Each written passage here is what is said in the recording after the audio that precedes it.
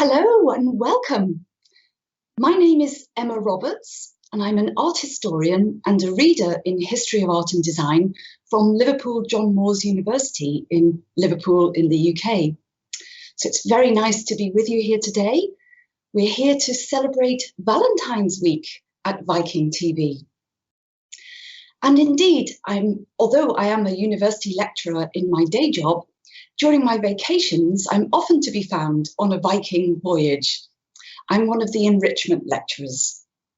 And in fact, if you're happening to be on the Baltic cruise, the Viking Homelands cruise on Viking Jupiter in August this year, you'll come across me because I've been invited to come and talk to you on that occasion. But it's my pleasure to talk to you today. And today's topic is the art of love then, to hopefully appropriately coincide with the theme of Valentine's Week. And during my talk, The Art of Love, I'm focusing on ancient Greek sculptures. So why have I decided to focus on ancient Greek sculptures to connect it to the topic of art of love? Well, of course, examination of the human form is one of the oldest urges in art history and one of the oldest practices. And of course, that happened with the sculptures of ancient Greece. Many of the sculptures produced works that are of nudes of the human body. And also, as we know, in Greece, it's famous for the Olympics. There, that epitomizes their worship of the human body. They had actually a cult of the body. I mean, we appreciate the human body today and we admire celebrities who seem to be capable of having the best human form. But in ancient Greece, it was tied up with religion, really. They worshipped the human body if it could be brought as close to perfection as possible. They thought of the body as a temple and they used their own bodies as a way to worship their gods. They thought if they treated their bodies in the best way possible, they exercised, they honed all their muscles, then that was their tribute to their gods. This is why many of their sculptures are of the naked body.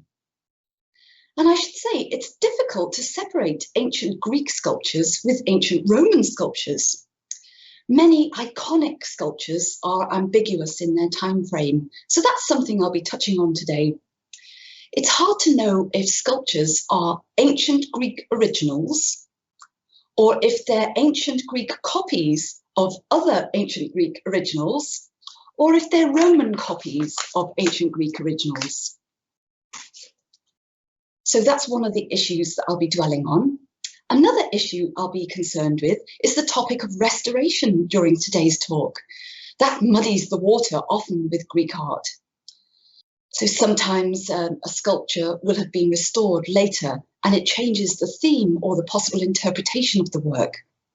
So you'll hear me discussing that.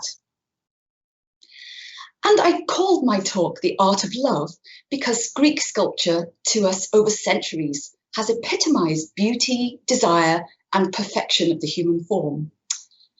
Indeed, the Greeks have given us an enduring model of what we should aspire to with our own bodies. Of course, when we're on a wonderful Viking voyage, that's very difficult to attain because we enjoy all the fantastic food that's available at the dining options on board. But in ancient Greece times, they wouldn't have been tempted like that. They were always in the gym, they were running, they were working out in marathons, and they focused on keeping the human body in tip-top shape in order to worship their gods, as I was saying before. Therefore, they've left us with perfect examples of the male and female physique. And we as viewers are supposed to meditate on these perfect forms as religious examples. So classical sculptures have had the power to obsess us since the times of ancient Greece, around 300 BC. Some of the sculptures that we'll encounter today include the ones that you can see now on the screen. Many of these have been mythologized, fetishized, and even parodied since their creation because they've been so iconic in the history of art. These sculptures, though, stand for different types of love. And that's something I wanted to mention to you. Of course, there's the obvious topic of love when one human falls in love with one another, and that's the theme of the sculpture. But there's lots of other issues of love too. There's paternal love, heroic love, self-love. So those are some of the themes and issues that I'll be discussing today, and that these different sculptures on the screen now represent. So I've interpreted the concept of love quite widely for today's talk. But I'd like to begin with looking at one of the world's most famous sculptures, the Venus de Milo. To see this sculpture is on many people's bucket lists. She's currently housed in the Louvre Museum in Paris, and it's one of the most important things that people go and visit, along with the Mona Lisa, when they go to visit the Louvre. You can see how popular she is in this photograph, where all the audience is clamoring to take a photo of the Venus de Milo. But to tell you a little bit about her history, she was discovered relatively recently in the history of art in 1820 on the island of Melos in Greece. She was discovered by a peasant simply digging in the fields. So she definitely is a Greek sculpture, and therefore we should really call her Aphrodite de Milo, rather than Venus de Milo. But don't forget, this was the time in the 1820s of cultural plundering. This coincided with the period when figures like Lord Elgin from the UK were going over to the Parthenon in Athens in Greece and taking sculptures back to the UK for use over in that country. And other leaders in other countries around the world were trying to compete with the spoils that Elgin was acquiring. And that's what happened with the Venus de Milo. This sculpture, once found, was grabbed immediately by Napoleon's troops, and they put her in the Louvre. So she was used to represent French colonial power and cultural authority. But also alongside that, she was immediately revered as a paragon of beauty. And one French poet called Leconte de Liolle wrote about her as if he was speaking to her as a woman, saying, "You step forward, proud and naked, and the world trembles." Here's a detail of the sculpture. And of course, it's most obvious that her arms are missing. But that's not really seen as a flaw with the Venus de Milo. That's because it adds to the fascination with her. People proposed many theories for how she would have looked when the arms were still present. And that's why she's partly become so popular also. Some people think that she would have had in her arm an apple, because in Greece, the name Milo, Melos, means apple. And of course, she was found on the island of Melos. Some people say she would be holding a mirror in order to admire her own beauty. And so the sculpture could be evocative of self-love then. Or some people said that she could be fixing her hair, again, focused on her own appearance. So these various ideas are fascinating to the audience. They can imagine how the sculpture would look once it was completed. So that's what I mean when they didn't really see it as a flaw. And of course, as I mentioned, she was discovered in 1820, and that was the period when Romanticism was happening in the Western world. That's when the general public began to appreciate the idea of the ancient broken ruin, as you can see in this painting of Caligula's palace in Rome by Turner. They thought that if something was crumbling and broken down, it wasn't a problem or it wasn't a flaw. This epitomized the vast history that was contained in the subject. So it was more beautiful and more nostalgic because it wasn't fully formed. That was the whole idea of the Romantic era. And that's what we're seeing with the Venus de Milo. The fact that her arms are missing simply reminds us of her very long, extensive history. And the discovery of the Venus de Milo put previous discoveries in the shade in terms of ancient Greek sculptures. For example, the previous most admired sculpture from ancient Greece was the Venus de Medici. Again, though, we really should say Aphrodite de Medici, because she is a Greek sculpture too. Before the discovery of the Venus de Milo, the Venus de Medici was all that art historians and members of the public could talk about when they were on the topic of ancient sculpture.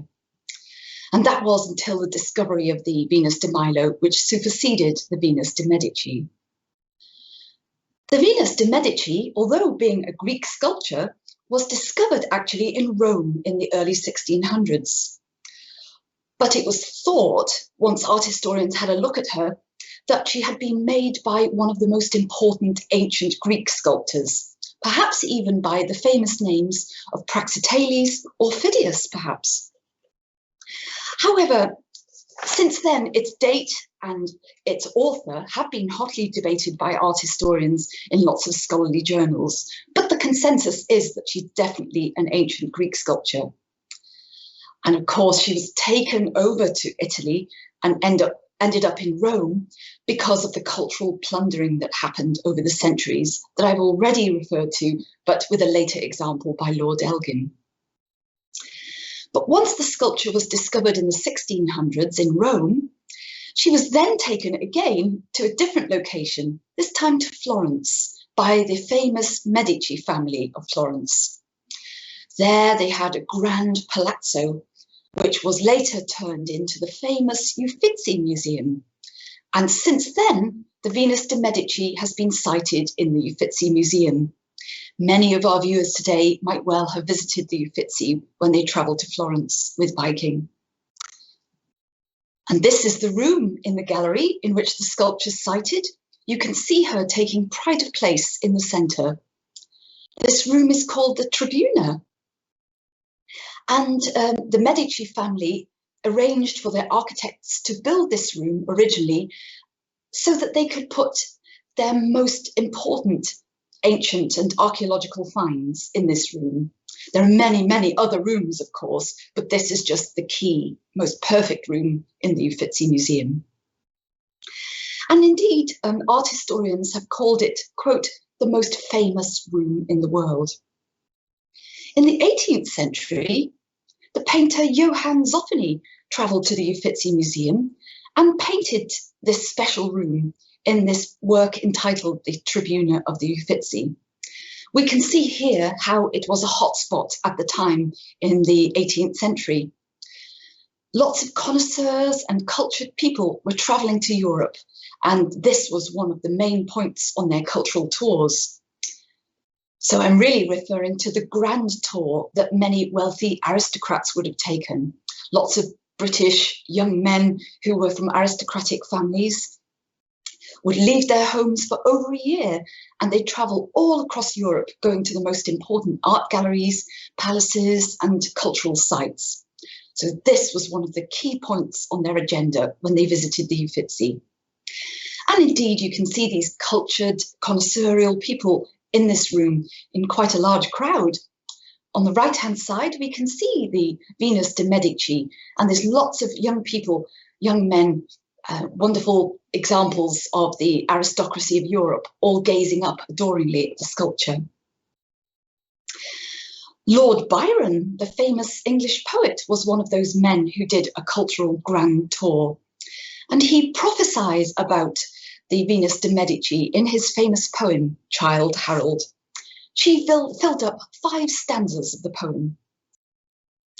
But temporarily, around 1805, Italy was taken over by the French using Napoleon's troops.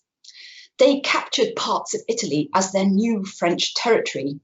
And at that point, the Venus de Medici was actually taken out of the Uffizi Museum and removed to the Louvre, where later the Venus de Milo would also be sited once she was discovered, as I mentioned earlier. But once that period in French and Italian history collapsed, and Italy had the right again to reclaim the land as Italian, it was seen as very important culturally to go back to the Louvre, remove the Venus de Medici and re-site her in the Uffizi, where she's been ever since. And one of the most important art historians in the world, Winckelmann, wrote about the Venus de Medici in effulgent terms. I'll quote him now. He said, She is like a rose that appears in the train of a beautiful dawn and which opens up at the rising of the sun. So that's what I mean about how she's been seen as a paragon of beauty since her discovery in the 1600s and lauded by art historians and viewers ever since.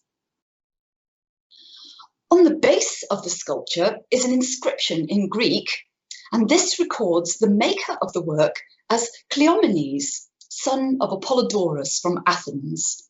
So that lets us know where the sculpture was made and the actual maker of the sculpture.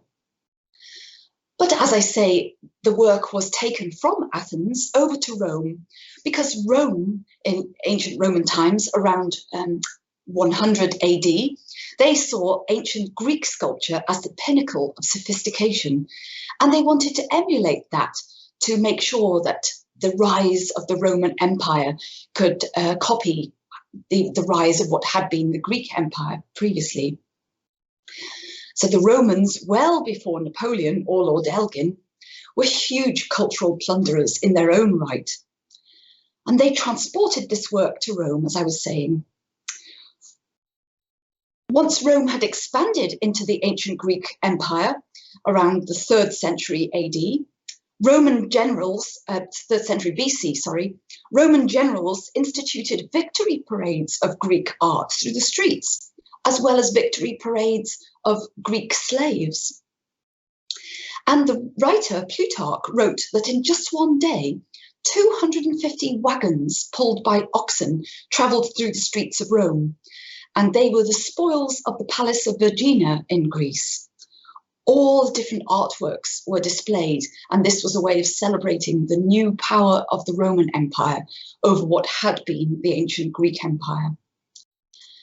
They did remarkable things for the time, for example, like remove the entire city of Corinth. They dismantled it and took it to Rome. So we would see that as a devastating thing today, but for the makings of the Roman Empire, I suppose for the people then, they saw that as a wonderful thing because they filled their city and their country with the spoils of the ancient Greek Empire and the best examples of art and design that they could ever come across. This is why then, in later centuries, after the Roman Empire had collapsed, when archaeologists have been in Rome, they've discovered so many examples of ancient Greek art, like the Venus de Medici. And perhaps the most iconic example of the appropriation of Greek art by the ancient Romans is the next work, which is Laocoon and his sons. Despite the fact that the Venus de Milo is seen now to be the world's most famous sculpture, this sculpture is actually the one that's had the most written about it by art historians since it was discovered. It's viewed as an example of the most perfect male form, with all its finely wrought muscles. But it also represents, for the topic today that we're considering, paternal love, because we're showing the Trojan priest, Laocoon, trying to wrest himself from the ancient sea serpent that's trying to kill him and his two sons. So this monstrous sea serpent has wrapped itself around the figures of the sculpture, as you can see, and he's desperately trying to free himself and his sons. The topic is from the ancient Greek writer Virgil's famous text, the Aeneid, which was about the Armageddon of Troy. And it's in this Trojan War that supposedly Aeneas fled from and thereafter eventually established Rome as the eternal city. So this sculpture is very much tied up with the founding of Rome. It's no wonder then that the sculpture is revered because it's seen as part of the formation of Rome, even though it's a Greek sculpture. And that's why it was taken to Rome for people to admire at the time. And today it's one of the prime works that people can see in the Pio Clementino Museum, which is one of the museums of the Vatican in Rome. But it was included in the 1st century AD in a list of great masterpieces of art that were compiled by the ancient Roman writer Pliny the Elder. Incidentally, He unfortunately lost his life in the eruption of Vesuvius in Pompeii around 69 AD. But his writings about art and design have been very important for us ever since. And he implied that the sculpture by that time, around 69 AD, was already sited in Rome, and that it would be sited in the Domus Aurea, the golden house of Emperor Nero in Rome.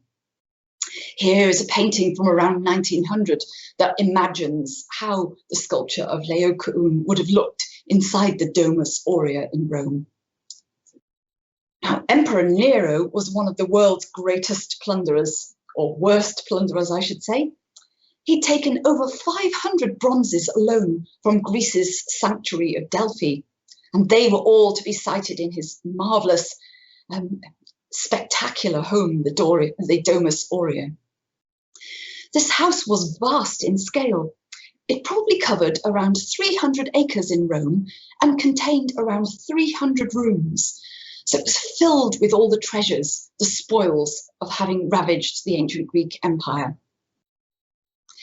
There was even known to be one sculpture that was around 35 meters high inside this house, and that was a solid gold sculpture of Emperor Nero himself. So it's thought that he was rather a megalomaniac. Unfortunately, the house burnt down in 64 AD, and although it's been discovered in Rome, it hasn't been fully excavated yet. But we think that over the centuries, different plunderers have in turn plundered the house of Nero, which was full of the spoils of plunders. So there probably isn't very much left that would be wonderful for art historians and archaeologists to see. That reason, the burning down of the house, is why it's still uncertain today if Laocoon was ever in the house or not, although it was discovered nearby where the house was rediscovered. And many art historians like to think it was there, which is why we see it reimagined in this painting by Chardin. But eventually the sculpture Laocoon was discovered near the site of Nero's house in 1506, which was of course during the height of the Italian Renaissance. Immediately people were wowed, and it was instantly fetishized as expressing the very best of Greek civilization and Greek artistry.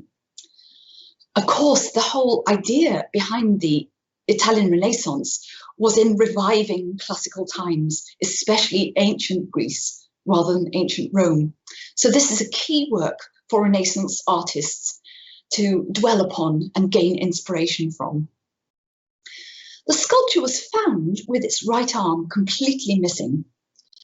And at that time, the great artist Michelangelo was employed to do a restoration of the work, which he did, but that was deemed immediately to have failed, which seems surprising because it's hard to imagine with Michelangelo's reputation that he could have failed at anything. But that was the consensus around 1506 to 1508. Eventually, his pupil Montosoli added an arm to the sculpture, and he deemed that this should be a straight arm reaching upwards. This is what you can see here. The straight arm is reaching upwards to the sky. But as I say, immediately from 1506, when it was discovered, it was seen to be a perfect work of art. And a competition was set out in 1510 in Rome for artists of the day to compete against one another to make a copy of it. 4 sculptors were selected to be eligible to compete against one another to make the copy. And Raphael was the judge of the 4 sculptures. But actually, nobody was thought to have done a good enough job as a copy. And so the endeavour failed, and they didn't use any of the finished works. They were just all destroyed because they were thought to be a travesty in terms of a copy of the marvellous, famous Laocoon. But traditional ideas since the discovery of the sculpture have altered. I mean, in terms of its meaning and its composition. And that's because of the issue of the missing arm, if I return to that topic. So as you can see, Montosoli made the sculpture have a high arm that's reaching upwards to the sky, quite straight. However, amazingly, the original arm was eventually found centuries later in 1957 near the original find spot of the sculpture. So for centuries, art historians had dwelled in terms of their interpretation of this work on the fact that this sculpture makes what we could call a scalene triangle in its composition. So you can see that the highest point of the triangle would be the upper left-hand side as we face it, and the lowest point, the lower right-hand side as we face it, and that triangle. So they thought about that quite a lot, and how it puts focus on the hand and not really the face or the faces of the characters in the sculpture. But once they discovered the original arm, which looked quite different, as you can see in the next slide, that changes the focus of the sculpture, and it makes us look rather more at the face of Laocoon himself. That led then to a different interpretation of the sculpture. For example, in the early part of the 20th century, the psychoanalyst Sigmund Freud looked most closely at Laocoon's face, which is tormented, of course, because he's in a desperate race to free himself from the sea serpent to save his two sons. He noticed how the eyebrows were bulging with the tension of the act. And so it's as a result then of the original arm being refixed to the sculpture that everyone's focus has gone on the man's face instead, rather than on what was on his hand or the triangular sculpture, the composition of the sculpture. So it's very interesting how a restoration feature and conservation can completely change the meaning and the focus of an artwork, which is one of the themes, as I said at the beginning, that I wanted to mention. However, it's definitely been seen as a wonderful evocation of human anatomy. The artists at the time were most skilled in understanding the human frame and the musculature and all the ligaments and everything that surrounded those. So we could also, as well as seeing this sculpture as an example of paternal love, the desperation to free his sons, we could still see it as a perfect example of sculpture of the male body. But another sculpture in the Vatican's collection is very relevant to today's theme, and that's also synonymous with beauty of the male physique, a male physique that we could fall in love with. And this is the Apollo Belvedere that you can see in the next image. Today, we might rather think of this as a different example of a perfect male physique. The previous male was extremely built up, very muscled. But here we're looking at what we would call in 21st century terms, more of a metrosexual body. That's a very popular physical type in the 21st century today. This work is cited in a courtyard in the Vatican that's named after him, again in the Pio Clementino Museum though. The courtyard itself was built in order to house this sculpture as a tribute to it and its greatness in the history of art. As you can see from the title, it's a statue of the god Apollo. He's god of healing, medicine, music, and poetry, and was son of Zeus. He's known to be a prophesier, and he slayed the python dragon at the Oracle of Delphi, so is known for his great act there. And Apollo has always been very important in the religious life of the ancient Greeks. He was worshipped for all his qualities, such as his bravery in slaying the python dragon, and also in his success at bringing peace to ancient Greek people during his lifetime, as well as for his physique. Here's another view of the sculpture in the courtyard. But he was discovered not long before Laocoon, actually, in the 1500s in Italy. But his find spot is now disputed. Nobody, when they were doing the archaeology at the time, they didn't take proper records of where it was actually found.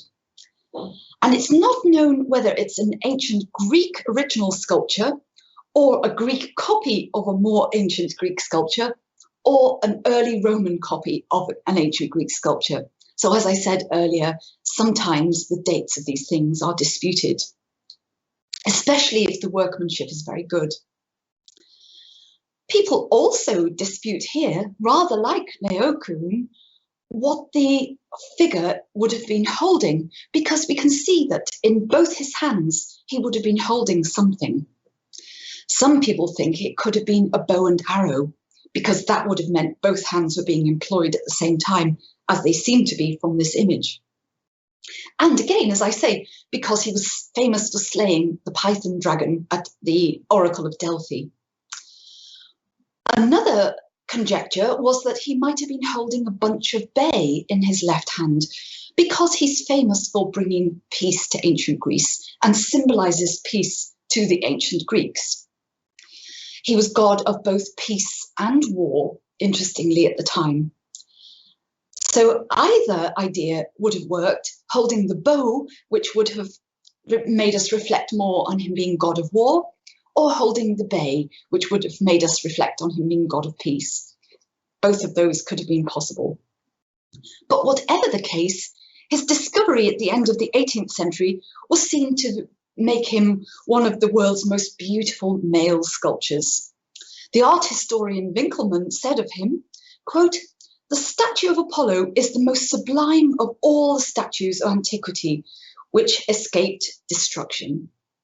And he was a very important art historian. People looked up to the words that he uttered.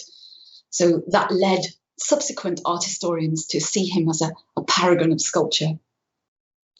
Incidentally, Winkelmann was known to be gay during his lifetime, and it's thought that that aided his appreciation of the sculpture, because he could enjoy examining the male physique for its beautiful, finely honed muscles. And interestingly, Winkelmann was known eventually, and unfortunately, to have lost his life in Rome. That was because he was spending the evening with a young male prostitute who murdered him for his money. So quite a fascinating story there as a backstory. However, after the 18th century and Winkelmann's writings, the appreciation of Apollo Belvedere began to decline a little bit over subsequent centuries. That's because during the Romantic movement which followed, when people began to like drama and vivid ideas, the sculpture began to seem perhaps a little bit vapid and cool. If we look at him again here from the front, he's beautiful, but in a rather ascetic way, perhaps. So because the fashion in the 1800s and into the 1900s was for something more dynamic and dramatic and expressionistic, this didn't then comply with their ideals at the time. So it's funny how when philosophical ideals change over the time, that then is reflected in the idea of what's the most beautiful art of the time. But still, the fashions rise and fall, and Apollo Belvedere has not lost his place in the legion of wonderful art history sculptures that we can admire and examine in art history books. But just as Winkelmann and later art historians admired and rhapsodized on the sculpture of Apollo Belvedere for his being an example of an important male physique, other sculptures have been adored for being the epitome of the beautiful female form, and that's what I'll move on to next. For instance, this work, the Aphrodite Calypgos, who is nicknamed Beautiful Bum. But viewers from the United States might instead decide to call her Beautiful Hiney, perhaps. This version of Aphrodite sees the goddess looking over her shoulder and examining her bottom in order to see if it's as beautiful as she remembers. And it's thought that it refers to what had been an ancient Greek myth at the time, in which two peasants were thought to have been discussing which one had the most beautiful bottom of the day. They were both females. And in the end, they asked a passing male Greek peasant to tell them what was the result, which of them did have the most beautiful bottom. This became a Greek myth that people talked about and wrote about in songs and poetry as well. And a second story, but similar, was that a group of ladies of the night in ancient Greece were partying and drinking, and they had a drunken dispute about who had the best derriere at the time. So there's two Greek myths which are thought to have led to the sculpture choosing this topic to be beautiful bum.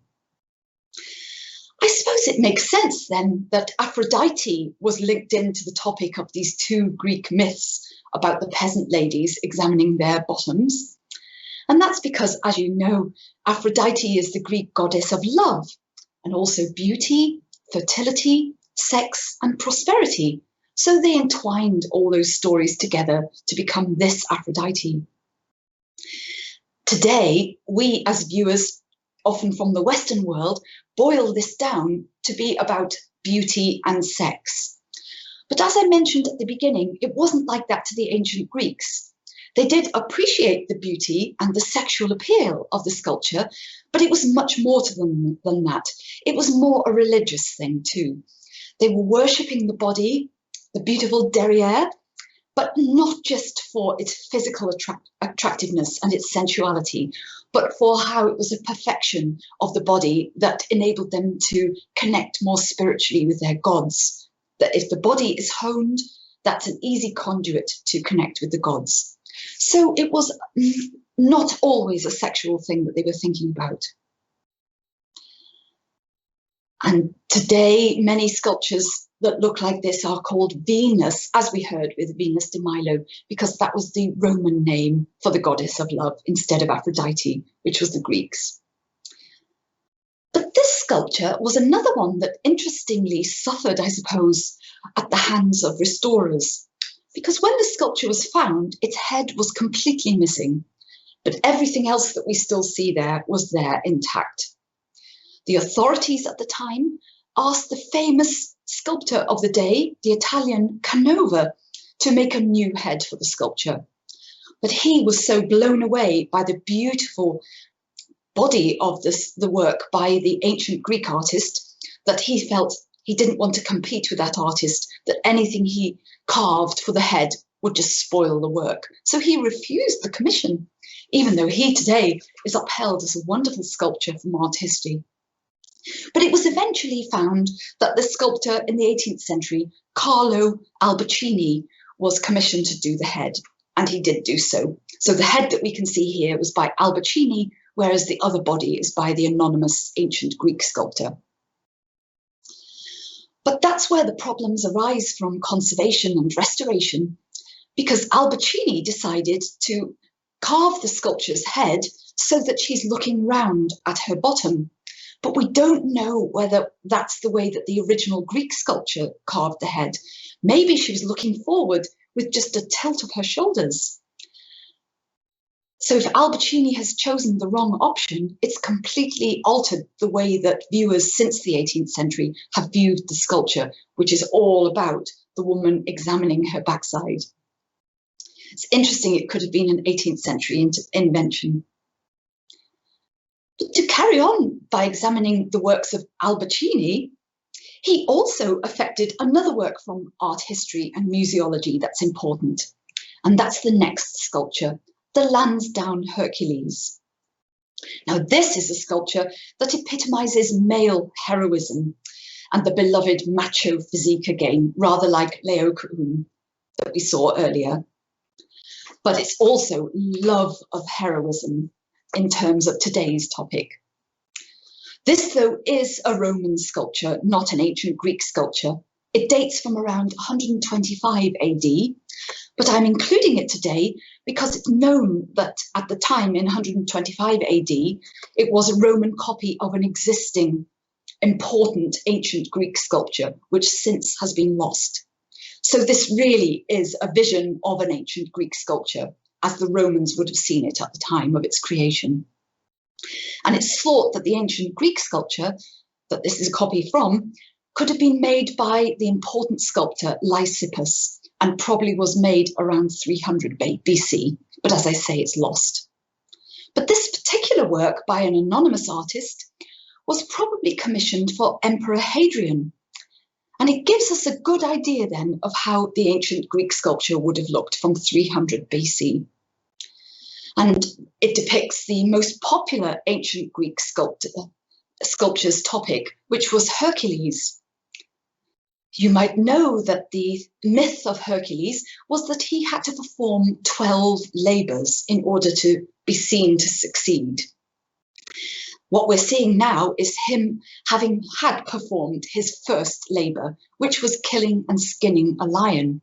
So in his right hand, he's holding the skin of the lion, and in his left hand, he's holding the club that he killed the poor unfortunate lion with. But again, the musculature is beautifully defined and evoked for us by the sculptor. This work was discovered in 1790 at the site of Hadrian's villa in Tivoli, Italy. That's why it's thought to have been commissioned for Emperor Hadrian. And at that point, Albertini was employed to restore the missing part of the sculpture because it was found in fragments, actually, scattered about. Some parts were completely missing. For example, the right hand holding onto the top of the skin of the lion. So Albertini restored the right hand of the sculpture and the back carving of the lion and the left calf of the sculpture. So again, we're subject now to his interpretation. We don't know whether he reproduced exactly as the anonymous sculptor from 125 AD would have done or not. This sculpture, as you can see from the slide, is now sited in the USA, actually, in the John Paul Getty Villa. That was built in Malibu in the 1950s. And at that point, John Paul Getty purchased, supposedly with incredulous joy, is the quotation, he purchased this sculpture for a vast sum. It was something he was desperate to acquire for his new villa. And he built a shrine inside the house, especially for it. The Temple of Heracles, as you can see here. Many of our viewers might even have travelled to the John Paul Getty Villa and seen it in real life. Getty wanted authenticity all through his villa. The floor that you can see here in this wonderful mosaic was imported from Italy. He requested and commissioned craftsmen who worked in the ancient style in Italy to design the floor, and it was shipped over especially to the villa in Malibu. And the whole model for the villa was based on the Villa of the Papyri in Herculaneum, which was also destroyed by the eruption of Vesuvius around 69 AD. But it had been excavated, and John Paul Getty was absolutely obsessed with the Villa of the Papyri, so his whole house is modelled on the structure of that villa. He wanted to immerse himself in a Greco-Roman world in his villa, but in California rather than in Italy.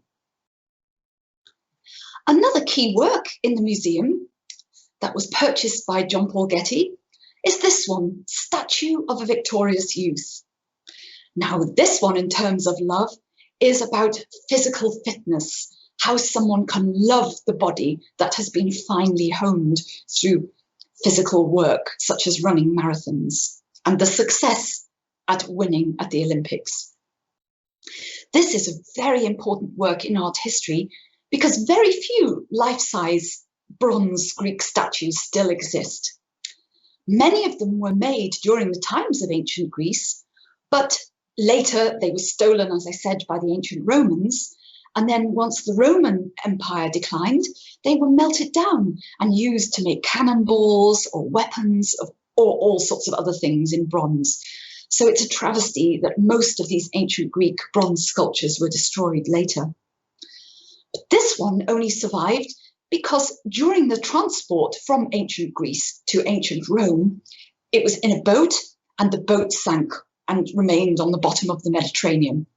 It was only discovered in 1964 when the sculpture was resurfaced, and then people could see this wonder of the ancient Greek bronze example.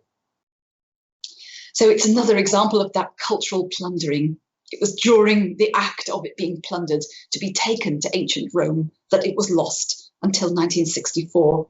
But it was to our benefit, really, that we're now able to see this wonderful work. We are witnessing the statue, or the man, crowning himself with a crown of olive leaves. That was an olive wreath which was the symbol of success at the Olympic Games in the times of ancient Greece. So it's thought that this sculpture was actually made in the city of Olympia, where the Olympic Games first originated, as of course you'll know. It shows us how much the ancient Greeks thought about the body, that the body should be equivalent to fitness, youth, and success. The Greeks were far more used to nakedness than we are today in the 21st century. They were naked together in public baths, in gyms when they worked out, in athletics competitions like the Olympic Games. So it made nakedness mundane and normal for them. However, this is still a perfect example of the heroic, successful nude. And the viewer's attention is supposed to be on the lithe, sinuous, muscly body of this sculpture. And we're not supposed to be thinking about the genitals or the sculpture's erogenous zones at all. This is nakedness as a costume of power, I think you could say. Therefore, this sculpture, like the one of Hercules or Laocoon, shows us sculptures that represent love of power and prowess, rather than sexual or romantic love. And as I said earlier, I'm interpreting the theme of love widely, even though my talk is for Valentine's week. However, I would like to finish with a more conventional concept of love in Greek sculpture. And this is another statue of Aphrodite, the Greek god of love. Here she's shown with Eros, or the character that Romans later called Cupid, the matchmaker. And we also see her with Pan on the right-hand side. He's a satyr, a mischief maker. He's god of spring and known for mischief and bestiality, actually. He's a hypersexual being. So this is a much more overtly sexual subject, which is why I wanted to finish with it, because it's the more conventional idea of love being about the sexual attraction between people. This sculpture was made around 100 BC on the Greek island of Delos, and it was discovered only in the early 20th century. It was found in what in ancient Greek times would have been a merchant's house. And that's because the island of Delos, at the time of the sculpture's making, was a great merchant trading centre. Merchants had houses all over the island. And it's thought that this sculpture was in the merchant's house that was specifically used as a sort of gentleman's club at the time, where the merchants would gather and ruminate on seduction, the erotic and the sexy body. Here's a detail of the work now. But the meanings are still quite ambiguous. We know it's about sexual attraction, but we don't know exactly what the narrative is going on here. Is Eros trying to protect his mother from impish Pan and trying to push Pan away? Or is Eros being the traditional matchmaker to try to bring them together physically? Is Aphrodite using the sandal in her right hand to bat away Pan because she's frightened of him? Or is she just flirting with him and trying to titillate him by pretending to tap him with her sandal? We can see that she's covering her crotch with her left hand. Is she doing that in order to hide it away from us because she's modest and embarrassed about her erogenous zone being shown? Or is she doing it to draw our attention to it in a very sexual way? These questions will never be answered, and I think they were the intention of the original sculpture, to provide us with lots of ideas to think about, so that all the men in the gentleman's club at the time could think about this while they were studying the sculpture. And it does enhance our visual pleasure when we're looking at the work, because we're thinking about all these different stories and the options. But imagine this sculpture without Pan on the right-hand side. It would be far less animated and more staid. He acts to enliven the group and to fire up the narrative. We see the direct eye contact between Aphrodite and Pan. He's definitely trying to pin her down with his eyes. He's also pulling insistently on her left arm, And again, that adds to the titillation for the viewer, because if he succeeds in pulling her left arm away, of course it will reveal her erogenous zone to the viewers. So it almost brings in a fourth dimension of time, because we're imagining any second now her erogenous area will be revealed to us. And then we see that Eros is tugging at the horn on Pan's head. This reminds us of Pan's thrilling animality, which again is a reason why he adds a lot to the scene. In short, the whole sculptural group is highly titillating and thrilling. It's exciting and resoundingly all about lust, whether or not Aphrodite will be compliant or not. Therefore, this sculpture, I hope, is quite a fitting end to my talk on Greek sculpture and a talk about the themes of love. Because we see Cupid the matchmaker, the icon of Valentine's Day, who's often shown in greetings cards.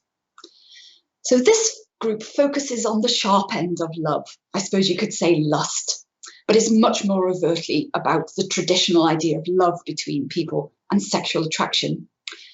But as I've said throughout the talk today, I've also considered love from lots of other different aspects.